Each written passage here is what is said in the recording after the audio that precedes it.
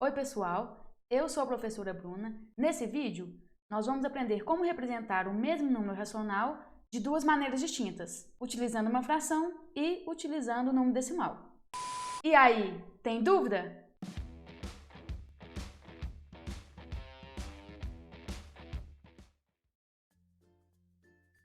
O conjunto dos números racionais engloba os números inteiros, frações, decimais exatos e dízimas periódicas, sejam eles positivos ou negativos, e lembrando que o zero está incluído. A palavra racional vem de razão, e razão é uma fração ou uma divisão entre dois valores. O que isso indica? Indica que todo número racional pode ser escrito na forma de fração.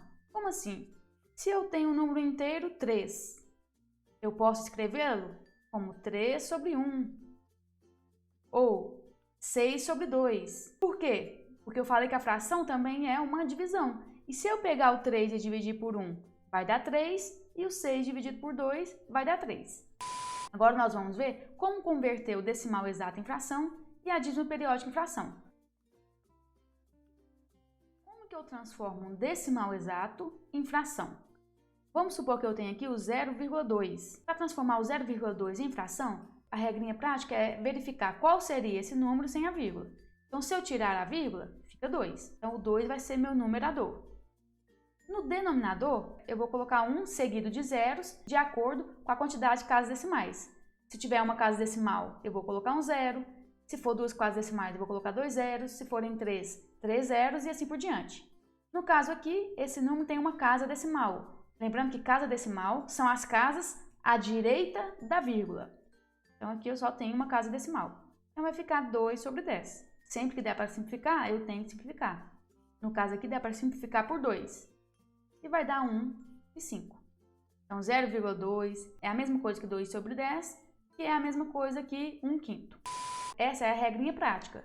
Mas de onde vem essa regrinha prática? Vamos lembrar que se eu fosse escrever esse número decimal por extenso, ficaria 2 décimos. 2 décimos é a mesma coisa que 2 sobre 10 em fração, porque eu também leio essa fração como 2 décimos. Vamos fazer mais um exemplo. Eu quero transformar o 0,75 em uma fração. Primeiro, qual é o número sem a vírgula? 75. Vai ser meu numerador. Sobre o 1 seguido da quantidade de zeros de acordo com o número de casas decimais. No caso aqui tem duas casas decimais. Então vai ficar 75 sobre 100. Só que dá para simplificar. Eu percebo aqui que dá para simplificar direto aqui por 25. 75 dividido por 25 é 3 e 100 dividido por 25 é 4. Então, 3/4.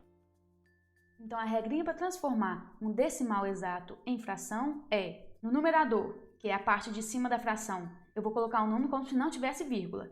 E no denominador, eu vou colocar 1 seguido de zeros. E a quantidade de zeros vai ser igual à quantidade de casas decimais.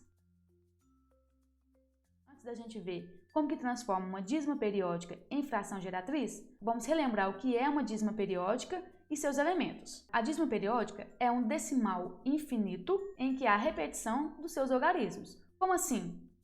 0,2222, eu coloco reticências para mostrar que é infinito, 5,17777 ou 3,252525 e outro exemplo, 4,7282828 e assim por diante. Vamos relembrar também que à direita da vírgula nós temos a parte decimal e à esquerda da vírgula nós temos a parte inteira. Então, nessa primeira dízima periódica, a parte inteira é o 0 e a parte decimal é o 222.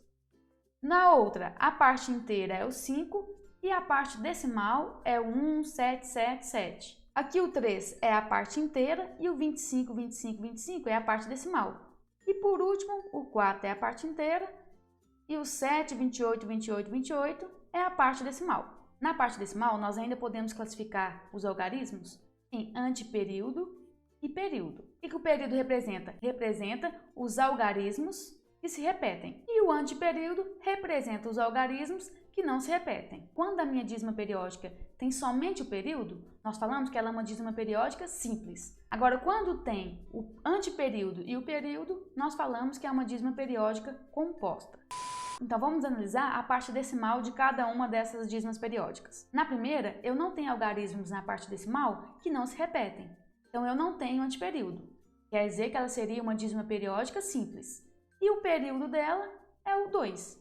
Então eu coloco assim, ó, 0,2 e um tracinho em cima do 2 para mostrar que quem repete é o 2. Na segunda, eu tenho um algarismo depois da vírgula que não se repete, aí seria o antiperíodo, e um que repete. Então, nesse caso, tem um antiperíodo, que é o 1, e tem o período, que é o 7. Então, ela é uma dízima periódica composta. Eu posso representá-la da seguinte forma: 5,17. E coloco um tracinho apenas no 7, para mostrar que o 1 não se repete e o 7 vai repetir. Nessa, eu não tenho nenhum algarismo depois da vírgula que não se repete. Então, não tenho antiperíodo.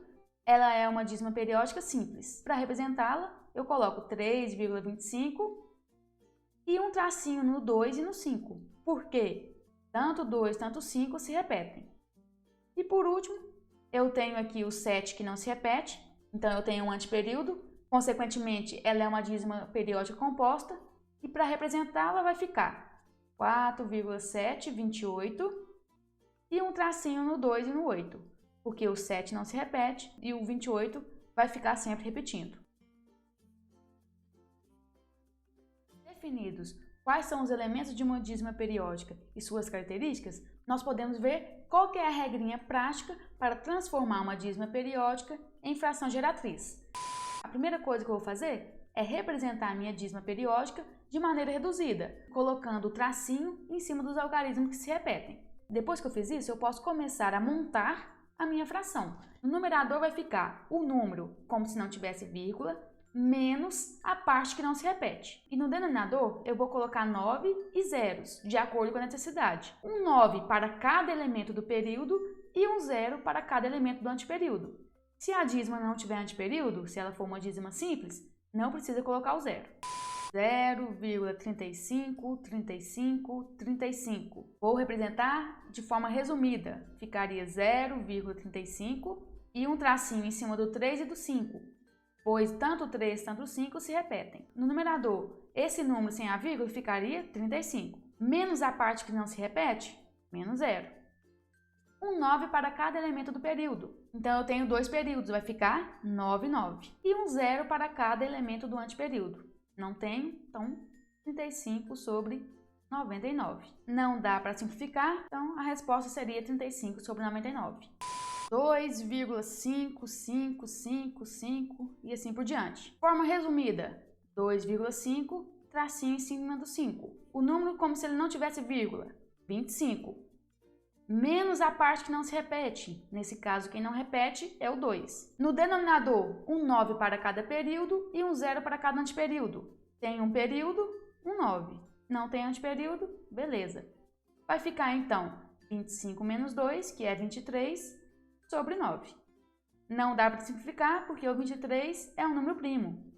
7,1888 e assim por diante. Representando de forma resumida, ficaria 7,18 e um tracinho em cima do 8. Esse número sem a vírgula seria 718, menos a parte que não repete. Quem não repete é o 71, o 7 e 1. Continua considerando como se não tivesse vírgula. Sobre um 9, porque tem um período, e um 0, porque tem um antiperíodo. 718 menos 71 daria 647. Sobre 90. 2,3545454. Forma resumida ficaria 2,354 e um tracinho no 5 e no 4. O número sem a vírgula, 2.354, menos a parte que não se repete, que é o 23, um 9 para cada período, então ficaria 9, 9, porque tem dois elementos que se repetem, e um 0 para cada antiperíodo. Então, 2.331 sobre 990. Eu percebo aqui que dá para simplificar por 9. Por quê? Somando os algarismos, 2 mais 3, 5, 5 mais 3, 8, 8 mais 1, 9. Então, é um número divisível por 9. E aqui, 9 mais 9 com 0 vai dar 18. Também divide por 9. Então, vamos lá, vou dividir o de cima e o de baixo por 9. Vai ficar 259 sobre 110. E para terminar, lembra que no começo do vídeo eu falei que a fração é uma divisão. Então, se eu quero transformar uma fração em número decimal, é só eu pegar o numerador e dividir pelo denominador. Por exemplo, 1/5, eu vou dividir 1 por 5. 1 por 5 não dá, vai ficar 0, 0, e 10 dividido por 5 dá 2. Então dá 0,2. Então quer dizer que 1/5 pode ser representado também por um número decimal, o 0,2. Agora, se fosse, por exemplo, 12 sextos, aí eu vou pegar o 12 dividido por 6 e vai dar 2. Então, no caso aqui, essa fração é equivalente ao número inteiro 2. Não se esqueçam de se inscrever no canal, curtir o vídeo, compartilhar com seus amigos e deixem nos comentários o que vocês acharam do vídeo e as suas dúvidas. Tchau e até o próximo vídeo!